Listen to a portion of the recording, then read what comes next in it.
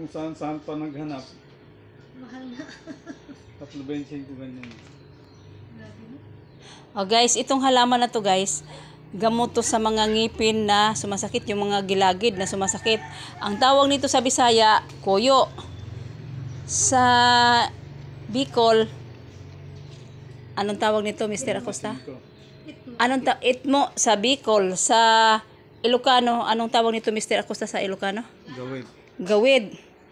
Tapos dito, tinatawag dito ng nganga, yung mga nagnganganga ba, gamot sa mga pero may halo pa to guys, pag nginanga nila may halo na parang bunga ng lubi-lubi. Oh. Tsaka gamot din daw to sa high blood. Ayon kay Dr. Acosta. Ayan oh. Cholesterol. At saka para sa kolesterol daw. Yun ang sabi ni Mr. Acosta. Ayan guys. Okay guys. Thank you for watching. Bye. Ayon kay Mr. Acosta.